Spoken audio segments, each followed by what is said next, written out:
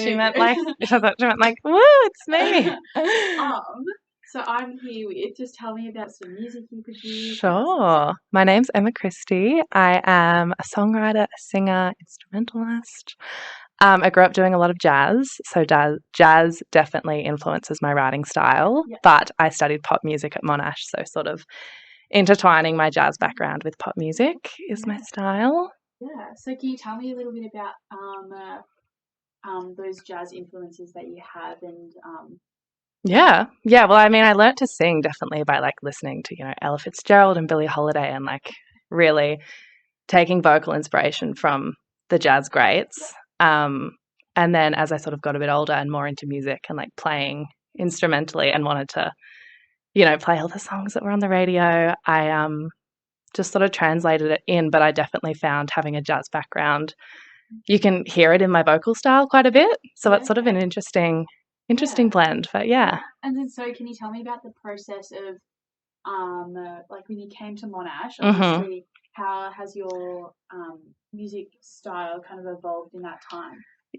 So much. I came to Monash, I moved from a regional town to the city, which was like enough to sort of change you a bit as a person. But musically, Monash was just such like an eye-opening place to be in, I suppose, being around so many musicians.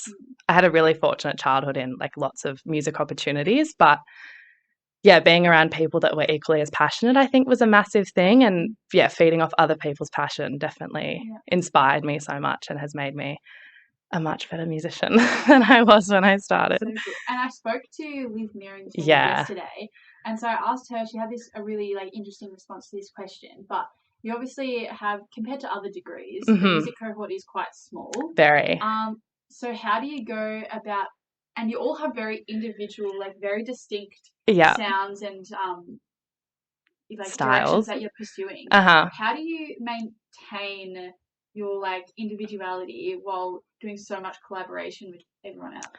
Yeah, I think like for me, the hallmark of a good musician is being able to work within your genre, but then other styles as well. Yeah. And I think like for me, the biggest learning curve was working with like straight pop musicians, doing probably something in my first year of uni that I thought I didn't really want to be doing. And then being like, wait, this is kind of actually really fun, and like using those little bits from that kind of music in your own. But it becomes this weird thing at like the end, because we've just finished our last year, where everyone has their set thing so specifically, and it just kind of naturally evolves. But when you're playing with someone like Liv, for example, like I know her style so well, so I could like and she like Liv played with me and by popular demand, so she knows my vibe and was able to like translate that. And I think that's the beauty of a small cohort as well, is that you get the opportunity to see everyone and see what they do. Therefore, when you play with them, it's just such a great experience. So can you talk a little bit more about the music culture in Monash and your experience of that? I like 90% of my best mates I met at like doing music at Monash. It's so rich. It's great too to see like, there are assignments throughout the curriculum where like we collaborated with the composition and music technology students. So we got the opportunity to sort of cross out of just your straight stream, which was really beneficial. And like those relationships, go a long way. And I know lots of people from the pop stream now that are producing with like, someone that was doing a completely different thing at Monash Music to what they were, but you kind of intersect, and it's really cool. That's really cool. Can you tell me about your time on By Popular Demand? Like what was like the behind the scenes of that? What was the like what sort of choices were you making with like the song that you performed and all that sort of stuff? Well, I actually wrote the song that I was performing like a couple weeks before, because I was sifting through like all my material and being like, no, this isn't the right one and this isn't the right one. And then I was like, well, I'm going to have to write one that fits the vibe, because I knew I wanted to do in the show, there's sort of a few different scenes, I suppose. One is obviously the big auditorium, but the one I did, we called the Rumpus Room. So it's like this really cozy sort of living room vibe. And I was like, to me, that's where my music fits best, is in like a really cozy space. So even just writing to the space was a really fun thing to do. time management wise, probably not my best move of life, but I'm so happy with how it turned out. Pressure makes diamonds. Pressure does make like we're going to talk about that. It really does. And yeah, the whole like behind the scenes was great, you know, being involved, and like everyone got the chance if they wanted to like work on the cameras and sort of get a more holistic overview of what happens in a show like by popular demand. Yeah. I think was so beneficial for me and for everyone else. Yeah. And what sort of skills did you get to pick up in that process, or how has that inspired your next moves?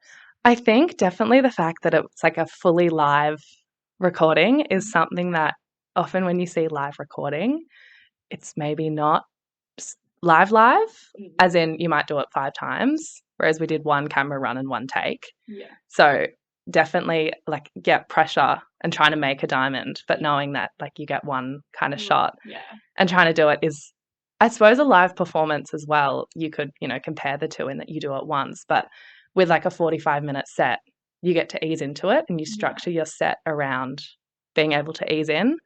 Whereas having to just like sing one song, bang, off you go was quite not stressful, but like nerve-wracking. Pressure, but really good pressure. Yeah. And I think that, you know, even in things I'm doing now, it's a great way to get that practice of having to be like, okay, do it once, do it well, and then leave it. And I think for like, you know, self-feedback afterwards when you leave, you've only got really one thing to go off and think about, and there's so much happening and there's cameras everywhere that you leave, you're like, okay, cool, that was it. Wonderful, like wrapped up. Yeah. So how does it feel to be like done with your degree and just like the world's your oyster now? Like there's no you can just do whatever you want. The world is my oyster, but I did a double degree, which, you know, what with arts. So I did media comms, which is fun. I mean, you know, the world's my oyster. I'm working like, you know, in the industry, which is super fun, but still got another year. Okay, so you're not fully done. Not fully done. Done with music, which is such a shame because it was always my favorite part, was like, you know, the performance elements, and now like, well, if they're done, I'm done. So where have you gone to work now? I work as a publicist. Okay. So I work at like an arts industry sort of publicity agency. Okay. So there's lots of live music, which is really fun. And lots of different arts festivals, events, things. Yeah. Super cool. Yeah. So how do you find, has that, like the music degree, like alongside the media comms degree, do you think that's given you like an extra edge, or just like broadened your horizons more than just having done the arts? Yeah, I definitely think, I mean, when I was sort of looking at what I wanted to study, I knew music had been such a big part of my life, and I knew I, you know, wanted to hone my skills and do that, but I also was like, there were a lot of things I wanted to do outside of music, and the fact that Monash has the double degree option is just beautiful. So like so good. Even now, like, I mean, the Monash Performing Arts Centres is one of my clients, and even working with all of the artists there, it's great from an artist perspective to understand like what they need in a way is really helpful. And it's the best double degree. Yeah, so valuable. So great. Yeah, because I found that like music is like, it's such a risk to take that degree. Like it's not like someone's fallback. Like you're passionate about it. So. It's definitely, and I think to have the option of, like, I knew I wanted to do music and work in music. I just knew that I probably didn't want to be a full-time musician. I wanted to do something within the industry and music as well. And so, to have the option and to be able to build the skills, like at a tertiary level, has been fabulous. Versatility. Yeah, girl. So what's next? Tell me. So this was the second season that's Yeah. Were you involved in the I went and watched the first season. My now housemate, Sammy Murphy, shout out to Sammy, beautiful host. I'd like been sort of involved with them last year more in like a babe, what do I wear kind of way. But super important. Shout out to the wardrobe advisors. Really important. Yeah. But yeah, like I went and watched the like last year's third year cohort doing their recordings, and when I was watching it I was like, oh my gosh, this is so cool. I can't wait to do it. And it actually like made me write so much music throughout the year, being like, this is my by popular demand song. Yeah. And it wasn't, but it was great anyway. It was great. Yeah. Such an inspiration. How did you find pursuing music alongside studying full time and now working? Like, how did you? Because that's quite a lot. It's a hard juggle. I think once you feel like you've sort of got everything working in tandem well, I think it's so doable. Yeah. I really like having space, in my day where I'm not, actively being creative, because I find that at the end of the day, I can get so much creative material out like through music. But yeah, I know there's so many people out there that are doing that like 9 to 5 and then gigging like all weekend, and it's a really hard thing to do, but unfortunately it's, as they say, it's kind of what you got to do. Yeah. But it's almost like you have two minds. Yeah, okay. With it, which is, Yeah. And so how has like No, you're fine. So how do you think this has like, if you look back to how you started when you first started pursuing music, probably back at when you were at home in the country, and then again when you came to uni, how do you think you've changed that time in terms of your approach to your music?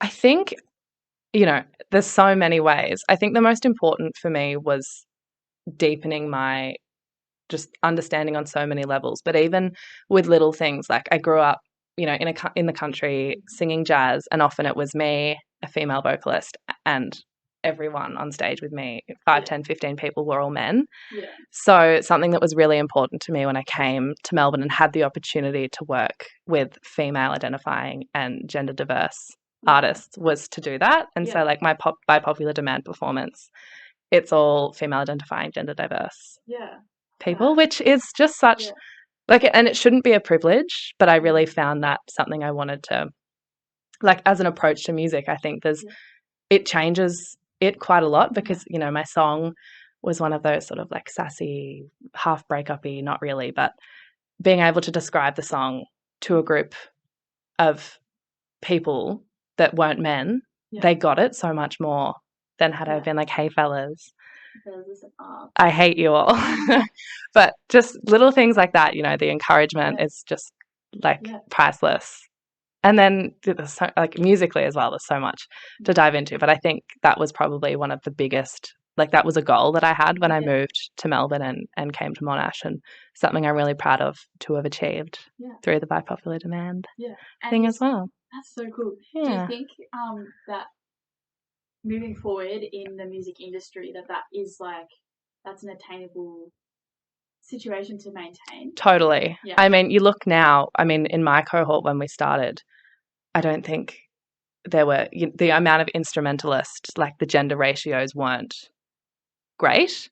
Now it's looking so much better. Like every year that they, are taking new people in through the course, it's getting so much better. I think, there's something so powerful in building relationships with like-minded people, no matter what industry you're in. But like to be able to do that in music and give opportunities where like historically they haven't particularly been given, especially in the jazz kind of realm, to me is really important. And I think it's great that people have the opportunity and can do it.